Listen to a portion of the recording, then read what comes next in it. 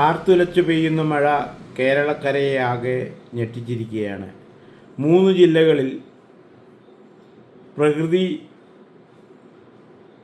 പ്രളയ ശോഭസമാനമായ വെള്ളക്കെട്ടും മഴയും അതീവ ശക്തിയോടെ പെയ്തുകൊണ്ടിരിക്കുന്നു.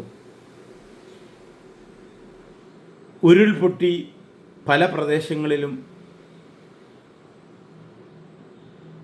ജനങ്ങളെ പരിഭ്രാന്തരാക്കിയിരിക്കുന്നു.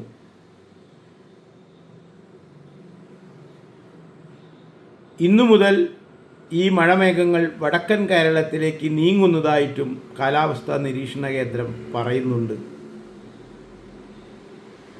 പാലാ, റാന്നി, ഈരാറ്റുപേട്ട തുടങ്ങിയ സ്ഥലങ്ങളെ അതീവ ജാഗ്രതാ പ്രദേശങ്ങളായി പ്രഖ്യാപിച്ചിട്ടുണ്ട്.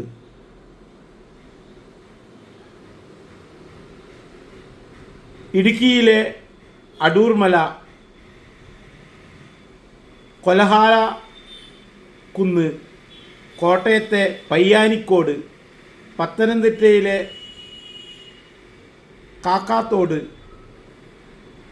വയനാറ്റുപുഴ തുടങ്ങിയ സ്ഥലങ്ങളിലെല്ലാം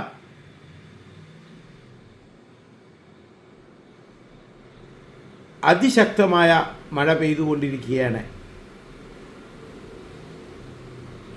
അർദ്ധരാത്രിയിലെ അശാന്തതയിൽ മണ്ണിടിഞ്ഞ് ഉടയത്തൂർ സ്വദേശി സുമതി മരിച്ചു. ഭർത്താവ് രവി തലനാരിഴായി കൊണ്ട് രക്ഷപ്പെട്ടു. പയ്യോളിത്തോട്ടിൽ 100 മീറ്റർ ഉയരെ നിന്ന് മണ്ണിടിഞ്ഞ് അമ്മയും മകനും മരിച്ചു.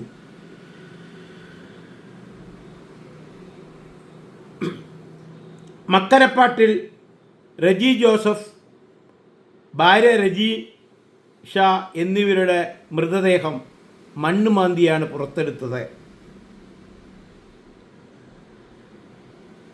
കോയലാമേട്ടിൽ ലീലാമണിയുടെ വീട്ടിൽ വിരുന്നു വന്ന പ്രഭാകരൻ മണ്ണിടിച്ചിൽ മരണമടിഞ്ഞു. മലപ്പുറത്തെ മഴവെള്ളപ്പാച്ചിലിൽ 4 വയസ്സുകാരൻ ഒലിച്ചുപോയി. ഇത്തരത്തിലുള്ള പല വാർത്തകളും കേരളത്തിൻ്റെ പല ഭാഗത്തു നിന്നുമായി വന്നുകൊണ്ടിരിക്കുമ്പോൾ നമുക്ക് ഓർമ്മ വരുന്നത് 10 വർഷം മുന്നേ ഉണ്ടായ പ്രളയം തന്നെയാണ്. പമ്പയാറ്, മീനച്ചിലാറ്, മൂവാറ്റുപുഴയാറ്, തൊടുപുഴയാറ് എല്ലാം കലിതുള്ളി നിറഞ്ഞൊഴുകുകയാണ്. ഈ ആറിൻ്റെ തീരങ്ങളിൽ താമസിക്കുന്നവർ അതീവ ജാഗ്രത പുലർത്തണമെന്ന് കാലാവസ്ഥാ ഉദ്യോഗസ്ഥന്മാർ പ്രത്യേക അറിയിപ്പ് തന്നെ നടത്തിയിട്ടുണ്ട്. എൻ്റെ ചോദ്യം, ഇത്രയും വലിയ കനത്ത മഴ വരുമ്പോൾ ഈ മഴക്കാലത്ത് ഇത്തരത്തിലുള്ള പ്രകൃതിക്ഷോഭങ്ങൾ ഉണ്ടാകുമെന്ന് മുൻകൂട്ടി കണ്ട് എന്ത് തയ്യാറെടുപ്പുകളാണ് ഇപ്പോഴത്തെ ഭരണകൂടം ചെയ്തിരിക്കുന്നത്? എവിടെയെങ്കിലും ഏതെങ്കിലും ജില്ലയിൽ ഈ മഴയുടെ മുന്നേ ആയിട്ട് പ്രകൃതിക്ഷോഭ വരുമെന്ന് മുൻകൂട്ടി കണ്ട് എന്തെങ്കിലും മീറ്റിങ്ങുകളോ ചർച്ചകളോ ഭരണകൂടം നടത്തിയിട്ടുണ്ടോ? ഉണ്ടെങ്കിൽ അതിൻ്റെ വീഡിയോ പുറത്തുവിടൂ. എന്തൊക്കെ തീരുമാനങ്ങളാണ് ആ മീറ്റിങ്ങിൽ അല്ലെങ്കിൽ ആ യോഗത്തിലെടുത്തത്? അതിൻ്റെ വിശദമായ വിവരങ്ങൾ ജനങ്ങളിൽ എത്തിക്കൂ. എന്തായാലും ഇത്തരത്തിലുള്ള പ്രകൃതിക്ഷോഭമായി ബന്ധപ്പെട്ട മുൻകൂട്ടിയുള്ള പൊതുയോഗങ്ങൾ നടത്തുമ്പോൾ എല്ലാവരെയും അറിയിച്ച് യോഗശേഷം അതിൻ്റെ തീരുമാനങ്ങൾ ജനങ്ങളെ പരസ്യപ്പെടുത്തി അറിയിക്കേണ്ട ചുമതല ഭരണകൂടങ്ങൾക്കുണ്ട്. അതിവിടെ നടത്തിയിട്ടുണ്ടോ? ഇനി നടത്തിയില്ലെങ്കിൽ അത് നടത്താൻ ഉദ്ദേശിക്കുന്നുണ്ടോ എന്ന് ഇവിടെ ഭരിക്കുന്നവർ പറഞ്ഞേ പറ്റൂ.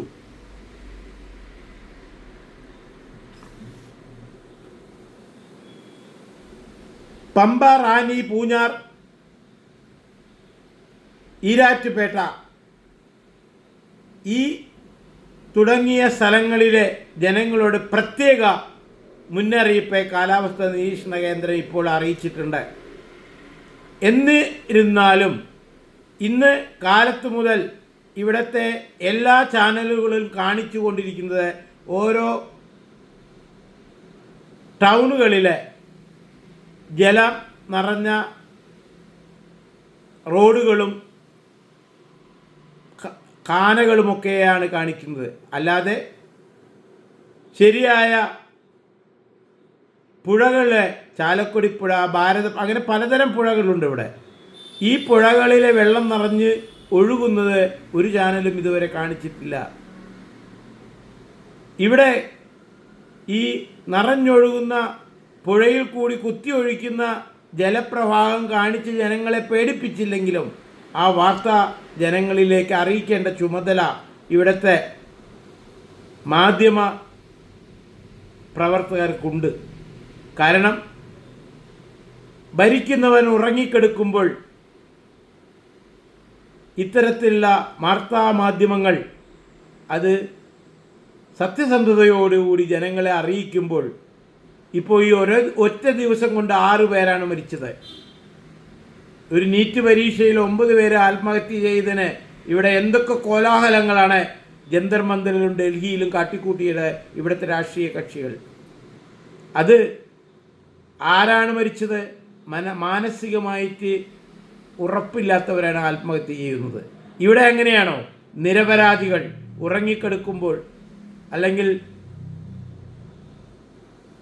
ക്ഷീണിച്ച് ജോലി കഴിഞ്ഞ് വന്നിരുന്ന് വിശ്രമിക്കുമ്പോൾ അറിയാതെ മണ്ണിടിഞ്ഞ് വീണ് വീട് തകർന്ന് അതിൻ്റെ ഉള്ളിൽ കിടന്ന് മരിക്കുന്നു.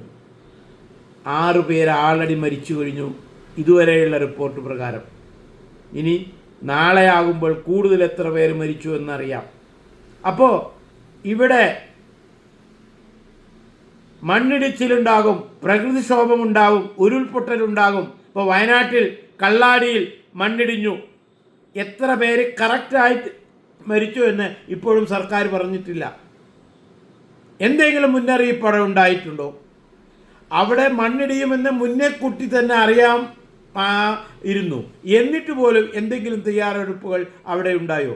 മണ്ണിടിഞ്ഞപ്പോൾ പരസ്പരം അങ്ങോട്ടും ഇങ്ങോട്ടും കുറ്റം പറഞ്ഞു. ഇപ്പോൾ അതും ഇല്ലാതായി.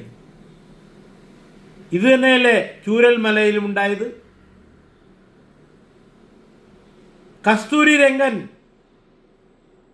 റിപ്പോർട്ട് ശക്തമായി നടപ്പാക്കാനുള്ള ചങ്കൂറ്റ ആർജവം ഭരണകർത്താക്കൾക്ക് ഇല്ലാതായി വരുമ്പോൾ ഇനിയും ഇതുപോലെ വനപ്രദേശങ്ങൾ ഇടിഞ്ഞ് മനുഷ്യജീവനുകൾ പിടഞ്ഞു മരിക്കുന്നത് നമുക്ക് കാണേണ്ടി വരും. ശക്തമായ ഉറച്ച വനഭാഗങ്ങളിൽ കയ്യേറി ജീവിക്കുന്നവരെ സുരക്ഷിതമായ സ്ഥലങ്ങൾ കണ്ടെത്തി അവിടേക്ക് മാറ്റി പാർപ്പിച്ചില്ലെങ്കിൽ ഇത്തരത്തിലുള്ള കനത്ത മഴ വരുമ്പോൾ ഇനിയും ഒരുപാട് ജീവൻ ഇവിടെ നഷ്ടപ്പെടും. ഇനി ഇതാ ഇന്നലെയും ഇന്നും പെയ്ത മഴ, ഓരോ സിറ്റിയിലെ വീഡിയോ കാണിച്ച് ചാനലുകൾ പതറി നടക്കുമ്പോൾ ഈ വെള്ളം ഒഴുകി തോടുകളിൽ കൂടെ പുഴകളിലെത്തി, പുഴകൾ നിറഞ്ഞ് ഡാമുകളിലെത്തുന്നു. ഈ ഡാമുകൾ നിറഞ്ഞ് ഒഴുകുമ്പോഴുണ്ടാകുന്ന അവസ്ഥ എന്താണ്? നമുക്കറിയാം, 10 വർഷം മുന്നേ ഈ ഡാമുകളിൽ ഗ്രീന് ലെവൽ, യെല്ലോ ലെവൽ, അവസാനം റെഡ് ലെവൽ, ഒരിക്കലും റെഡ് ലെവൽ വരെ ഡാമിലെ വെള്ളം ഉയർത്തിക്കൊണ്ടു പോകാറില്ല. യെല്ലോ ലെവലിൽ എത്തുമ്പോൾ തന്നെ അത് തുറന്നു വിടുകയാണ് പതിവ്. ഡാം മാനേജ്മെൻറ്റ് വളരെ ശക്തമായിട്ട് നമ്മൾ ശ്രദ്ധിച്ച് ചെയ്യേണ്ട ഒരു കാര്യമാണ്. അന്നും ഇന്നും വൈദ്യുതി ഉൽപ്പാദിപ്പിക്കുന്ന ഈ ഡാമുകൾ തുറന്നുവിടുവാൻ ഉദ്യോഗസ്ഥന്മാർക്കും മന്ത്രിമാർക്കും കുറച്ച് ബുദ്ധിമുട്ടാണ്.